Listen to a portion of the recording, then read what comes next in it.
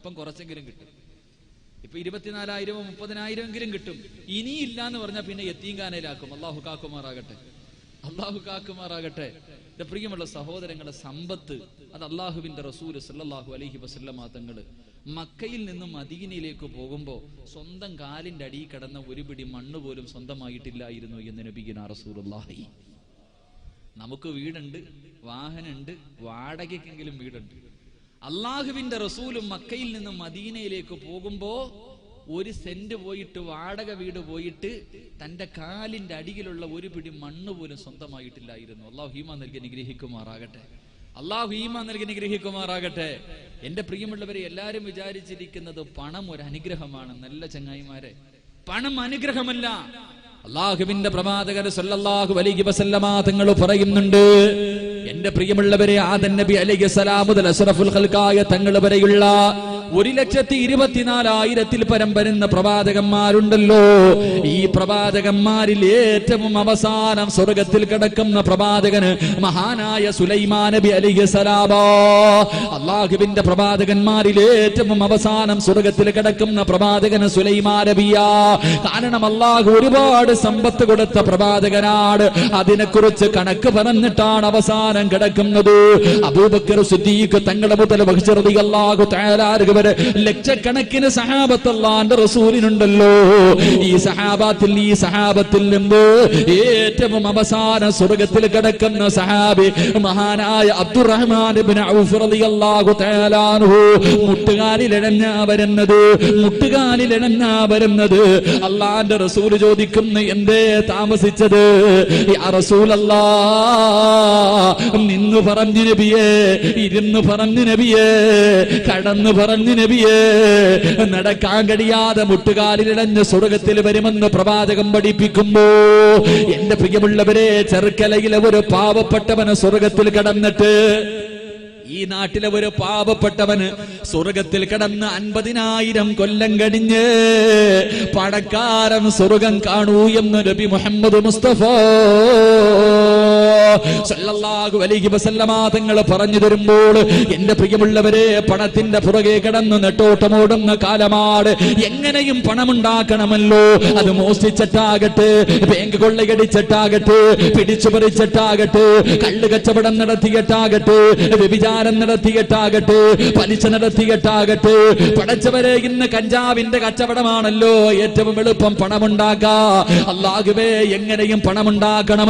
Quotation നടത്തുന്ന എന്റെ പ്രിയപ്പെട്ട ചെറുപ്പക്കാരോട്, പണത്തിന്റെ പുറകെ കിടന്നു നെട്ടോട്ടമോടുന്നവരോട്, എന്റെ പ്രിയമുള്ളവരെ, പണത്തിനോടുള്ള ആർത്തി വേണ്ട.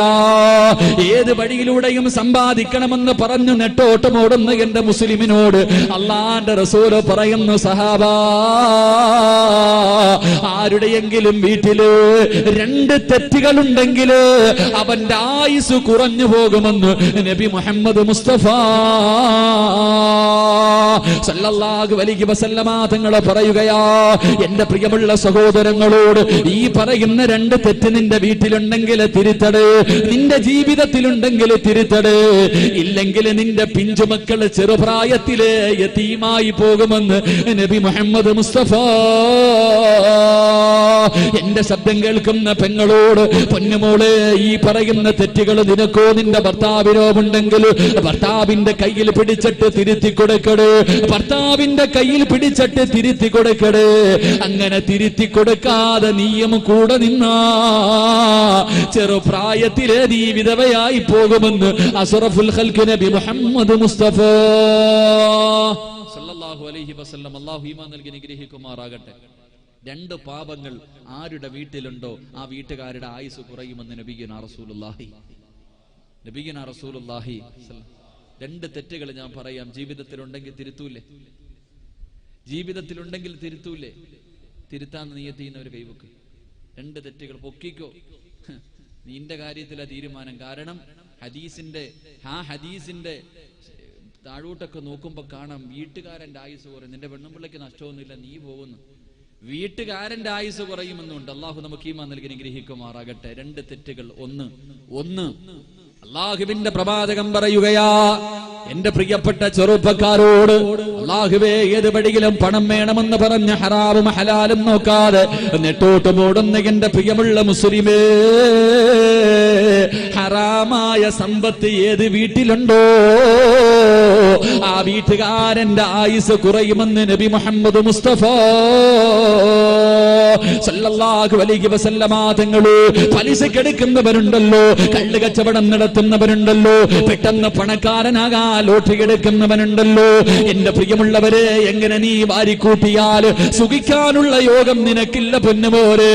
നീ നേരത്തെ പോകേണ്ടി വരും ചെറുപ്പക്കാരാ, നീ നേരത്തെ പോകേണ്ടി വരുമെന്ന് റസൂലുള്ളാഹി തങ്ങളെ പഠിപ്പിക്കുമ്പോ, എന്റെ പ്രിയമുള്ള പെങ്ങളെ, നിന്റെ ഭർത്താവിന് ഈ സ്വഭാവമുണ്ടെങ്കിൽ, ഹറാമായ സമ്പത്താട് വീട്ടിലേക്ക് കൊണ്ടുവരുന്നതെങ്കിൽ, അല്ലാഹുവിന്റെ റസൂല് പറഞ്ഞു, ഒരു പെണ്ണ് സ്വർഗത്തിലാ, ഒരു പെണ്ണ് സ്വർഗത്തിലാ. ഏത് പെണ്ണെന്നറിയുമോ? രാത്രി മുഴുവനും നിന്ന് നിസ്കരിച്ചവളല്ല, ഖുർആൻ ഓതുന്നവളല്ല, ലക്ഷക്കണക്കിന് ദിക്റുകൾ പറയുന്നവളല്ല. ഒരു പെണ്ണ് സ്വർഗത്തിലാണ്. ഏത് പെണ്ണെന്നറിയുമോ?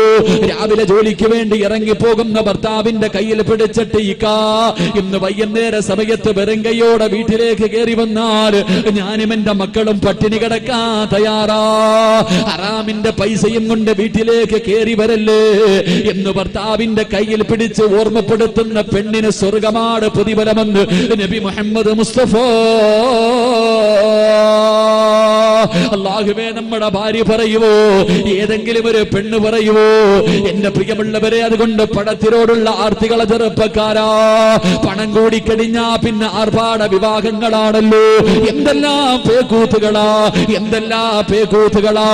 അല്ലാഹു തന്ന സമ്പത്ത് അതൊരു പരീക്ഷണ വസ്തുവാണല്ലോ. എന്റെ പ്രിയപ്പെട്ട സഹോദരങ്ങളോട് മക്കളുടെ കല്യാണത്തിന് സ്വർണം കൊടുക്കണ്ട എന്ന് പറയുന്നില്ല, ഭക്ഷണം കൊടുക്കണ്ട എന്ന് പറയുന്നില്ല, ആർഭാടങ്ങൾ വേണ്ട എന്ന് പറയുന്നില്ല. പക്ഷേ അതിരി കടന്നു പോകുന്നല്ലോ. എന്തെല്ലാം അനാചാരങ്ങളാണ് നടക്കുന്നത്. എന്റെ പ്രിയപ്പെട്ട ചെറുപ്പക്കാരോട്, എന്റെ പ്രിയപ്പെട്ട യുവതലമുറയോട്, പൊന്നുമോരെ, പണത്തിനോടുള്ള ആർത്തി കളഞ്ഞിട്ട് നല്ല ജീവിതത്തിലേക്ക് കടക്കു ചെറുപ്പക്കാരാ. അല്ലാഹുവിന്റെ പ്രവാചകൻ സല്ലല്ലാഹു അലൈഹി വസല്ലമ തങ്ങൾ റസൂലുള്ളാഹിയുടെ മുന്നിലൂടെ ഒരു ചെറുപ്പക്കാരൻ നടന്നു പോവുകയാണ്. അല്ലാഹുവിന്റെ റസൂലിന്റെ മുന്നിലൂടെ ഒരു ചെറുപ്പക്കാരൻ നടന്നു പോവുകയാ. റസൂലുള്ളാഹി കരയുകയാ. ആ ചെറുപ്പക്കാരനെ നോക്കിയിട്ട് അല്ലാഹുവിന്റെ റസൂല് പൊട്ടിക്കരയുകയാണ്. താടിരോമത്തിലൂടെ കണ്ണുനീരിങ്ങനെ വലിക്കുകയാണ്. മഹാനായ മിസ്അബ് റളിയല്ലാഹു തആല അൻഹു അല്ലാഹുവിന്റെ പ്രവാചകന്റെ മുന്നിലൂടെ നടന്നു പോകുമ്പോ റസൂലുള്ളാഹി മിസ്അബിനെ നോക്കിയിട്ട് കരയുകയാണ്. മിസ്അബ് ചോദിക്കുന്നു, യാ റസൂലല്ലാഹ്, അല്ലാഹുവിന്റെ നബിയേ, എന്തിനാ നബിയെ കരയുന്നത്? എന്തിനാ നബിയെ കരയുന്നത്? മിസ്അബേ, നിന്നെ കുറിച്ച് ഓർത്തിട്ട് കരഞ്ഞു പോയതാ, നിന്റെ പഴയകാലം ഓർത്തിട്ട് കരഞ്ഞു പോയതാ. അല്ലാഹുവേ, മിസ്അബ് റളിയല്ലാഹു തആല അൻഹു ആരായിരുന്നു ചെറുപ്പക്കാരാ? മക്കയിലെ ഏറ്റവും വലിയ കോടീശ്വരന്റെ മകനായിരുന്നു. മക്കയിലെ ഏറ്റവും വലിയ കോടീശ്വരന്റെ മകനായിരുന്നു. സ്വർണത്തിന്റെ നൂലുകൊണ്ട് നെയ്ത വസ്ത്രമാ ധരിച്ചിരുന്നത്. കുതിരയുടെ മുകളിൽ ഇങ്ങനെ പോകുന്നത് കാണാ. മക്കയിലെ പെണ്ണുങ്ങൾ വന്ന് കാത്തിരിക്കുമായിരുന്നു. അവസാനം മിസ്അബ് റളിയല്ലാഹു തആല അൻഹു ഇസ്ലാമിലേക്ക് കടന്നു വന്നു. അവസാനം തന്റെ പ്രിയപ്പെട്ട ഉമ്മയറിഞ്ഞു. വീടിനകത്ത് കെട്ടിയിടുകയാണ്, പട്ടിണിക്കിടുകയാണ്, തല്ലിച്ചതയ്ക്കുകയാണ്. എന്ത് ചെയ്തിട്ടും അവസാനം മടങ്ങുന്നില്ല. അവസാനം എന്ത് ചെയ്തിട്ടും തന്റെ പൊന്നുമകന് മടങ്ങാതെ വന്നപ്പോ വീട്ടിൽ നിന്ന് അടിച്ചിറക്കുകയാണ്. മിസ്അബ് റളിയല്ലാഹു തആല അൻഹു വീടിന്റെ വെളിയിലിറങ്ങി. ആ സമയത്ത് അവസാനമായിട്ട് ഉമ്മ പറയുന്നു, മിസ്അബേ,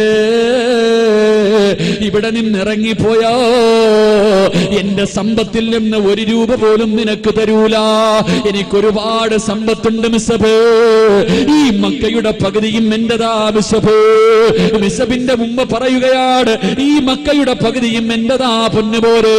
ഇവിടെ നിന്നിറങ്ങിപ്പോയാ ഒരു രൂപ പോലും നിനക്ക് തരില്ലെന്ന് പറയുമ്പോ ഇട്ടിരുന്ന കമീസൂരിയട്ട ഉമ്മയുടെ കയ്യിൽ കൊണ്ടു കൊടുത്തിട്ട്, ഇമ്മാ, ഇത് നിങ്ങളുടെ സമ്പാദ്യമാണ്, എനിക്ക് വേണ്ടെന്ന് പറഞ്ഞിട്ട് അല്ലാഹുവേ ഇറങ്ങി പോകുമ്പോ മിസ്അബിന്റെ ഉമ്മ വിളിച്ചിട്ട് പറയുന്നു, മിസ്അബേ, നീ നശിച്ചു പോകട്ടടാ, ഇനി നീ എന്നെ ഉമ്മ എന്ന് പോലും വിളിക്കല്ലേ, ഞാൻ മരിച്ചു